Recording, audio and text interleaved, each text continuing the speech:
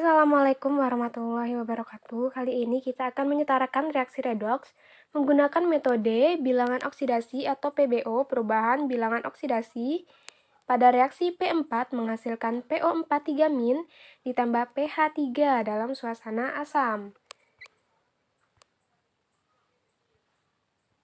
Oke, di sini langkah pertama itu menentukan biloks masing-masing atom dalam reaksi. Jadi kita tentukan biloksi P, O, P, dan H. Langkah kedua itu menyetarakan atom yang berubah biloks dengan menambahkan koefisien. Langkah ketiga menentukan kenaikan dan penurunan bilangan oksidasinya. Selanjutnya langkah keempat itu menyetarakan kenaikan dan penurunan bilangan oksidasi ini, yaitu dengan mengubah koefisien dari atom-atom yang berubah biloks. Langkah kelima itu menghitung jumlah muatannya.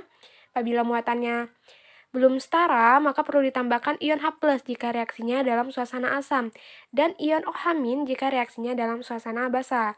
Yang ketujuh itu menyetarakan jumlah atom H dengan menambahkan H2O pada ruas yang kekurangan atom H. Nah, langkah pertama kita tentukan biloksi P ini. Biloksnya adalah 0. Untuk PO43- di mana biloks O adalah -2, -2 dikalikan 4 adalah -8, 8 dikurangkan 3, berarti biloksi P adalah +5. Untuk pH3, di mana biloksi H itu adalah positif 1, +1. +1 dikalikan 3 berarti positif 3, berarti biloksi P di sini adalah -3. -3. Nah, jadi yang mengalami perubahan biloks adalah si P, yaitu berubah dari 0 menjadi positif 5, berarti dia mengalami reaksi oksidasi, yaitu sebanyak 5. Dan juga si P ini mengalami perubahan biloks dari 0 menjadi -3, berarti dia mengalami reaksi reduksi atau penurunan biloks. Nah, ini dinamakan reaksi autoredoks, di mana satu unsur itu mengalami reaksi oksidasi dan reduksi sekaligus. Ya, ini disebut reaksi autoredoks. Oke, lanjut langkah kedua, menyetarakan atom yang berubah biloks dengan menambahkan koefisien. Nah, kita tahu bahwa yang mengalami oksidasi itu P4 dengan P pada PO4 3- kan? Nah, P di sebelah kiri ini kan 4. Yang di kanan, untuk yang ini saja ya, ini juga hanya ada 1, maka perlu kita setarakan dengan menambahkan koefisien. Nah, koefisien yang ditambahkan di sini adalah sebanyak 4. Sehingga jumlah atom P di kiri dan kanan ini sama-sama 4. Oke, ini pada reaksi oksidasi ya, ini yang oksidasi.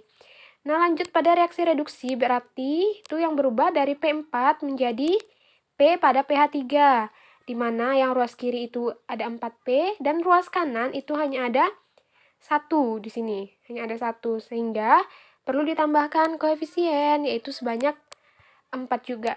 Sehingga untuk reaksi reduksi ini, P-nya sama-sama 4, di kirinya 4, di kanan juga 4 untuk yang reduksi. Nah, jadi seperti itu. Kita lanjut langkah ketiga, itu menentukan kenaikan dan penurunan bilangan oksidasi. Nah, di mana tadi biloksi P4 itu adalah 0, bilok P pada PO43- itu +5, dan bilok P pada H3, pada pH3 maksudnya, itu adalah -3. Nah, karena P yang terlibat itu adalah 4 buah P, maka perlu dikalikan 4 si biloksnya ini. Nah, 4 dikalikan biloksnya kan +5. 4 dikali +5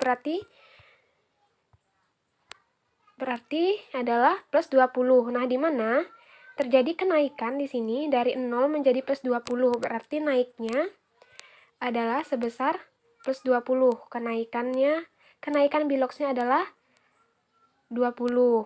Nah, untuk si P pada pH3 itu kan ada 4P juga yang terlibat, berarti 4 dikalikan biloksnya kan tadi -3, berarti 4 dikalikan -3 jadinya adalah -12. Berarti biloks P ini berubah dari 0 menjadi -12, berarti terjadi penurunan biloks sebanyak 12. Nah, seperti itu. Kan di langkah ketiga ini menentukan kenaikan dan penurunan bilangan oksidasi. Nah, ini kenaikannya 20 dan juga penurunannya adalah 12. Oke. Nah, langkah keempat itu menyetarakan perubahan bilox, berarti kita menyetarakan kenaikan dan penurunannya, yaitu dengan cara mengkalikan koefisiennya, mengubah koefisien dengan cara mengkalikan koefisiennya. Nah, jadi seperti ini. Nah, agar kenaikan dan penurunannya sama, yaitu yang mengalami kenaikan kita kalikan 3, berarti 20 dikali 3, 60 kan? Nah, untuk yang mengalami penurunan bilox itu dikalikan 5, 12 dikali 5 berarti 60. Nah, ini kita menyamakan penurunan dan kenaikannya menjadi sama-sama 60, berarti yang naiknya dikali 3, yang turunnya dikalikan 5. Nah, jadi langkah 4 seperti ini. Ini yang ungu kan? Ini dikalikan 3 tuh, P4-nya dikalikan 3, berarti 3P4. Oke. Nah, yang P4 ini juga dikalikan 5, berarti ditambah dengan 5P4. Oke, jadinya 2 kali gitu kita tuliskan P4-nya.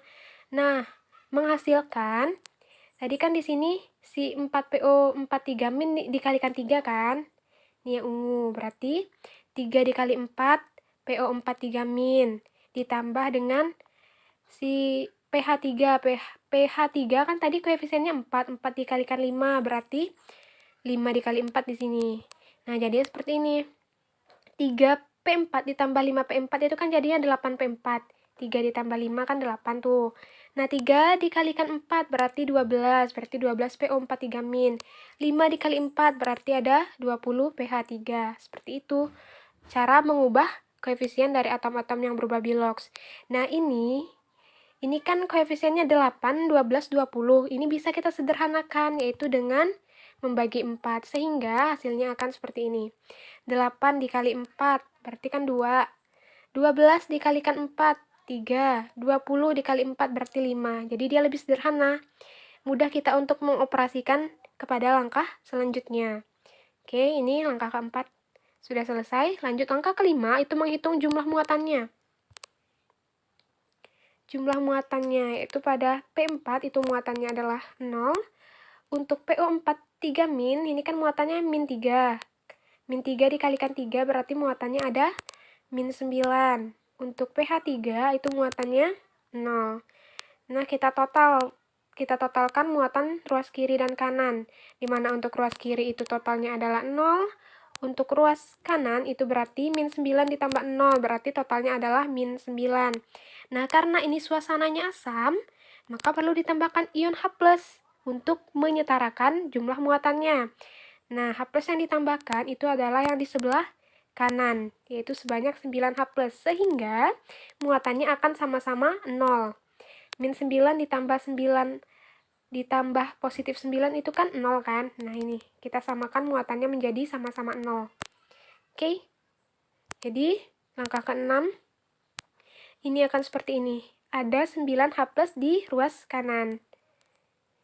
Nah, lanjut langkah terakhir, itu langkah ke-7, menyetarakan jumlah atom H dengan menambahkan H2O pada ruas yang kekurangan atom H. Nah, kita tahu bahwa yang terdapat atom H itu adalah di ruas yang kanan. Itu sebanyak di sini 3 dikalikan 5, berarti di sini ada 15. Di sini ada 9. Ini kan 9 tuh. 9H+, berarti ada 9. Nah, 15 ditambahkan 9, berarti ada 24. 24 atom H. Nah, sehingga H2O yang perlu ditambahkan di sini itu adalah sebanyak 12 H2O. Nah, kenapa harus 12 H2O? Karena 2 dikalikan 12 itu kan 24. Nah, jadi ruas kiri ini sudah ada 24 atom H. Sesuai sama yang ruas kanan, sama-sama 24 atom H. Oke, jadi ini reaksinya sudah setara.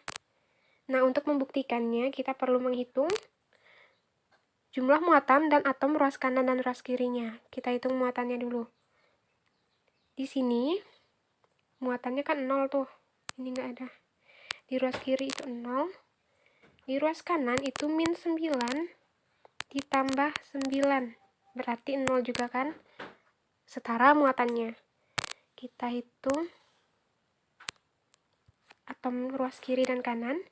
Nah, di sini P-nya di kiri ada 4 dikali 2 berarti 8.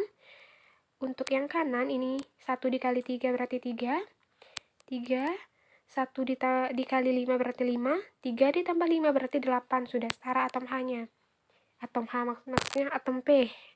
Salah, atom P sudah setara.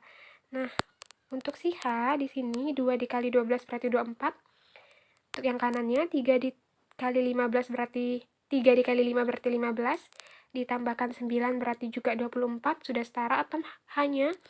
Untuk yang O di kiri itu ada 1 dikalikan 12. 1 dikalikan 12 ini kan, berarti ada 12 atom O.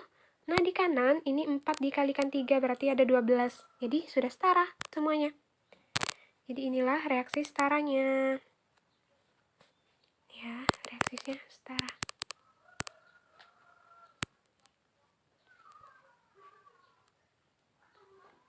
Oke, jangan lupa di subscribe.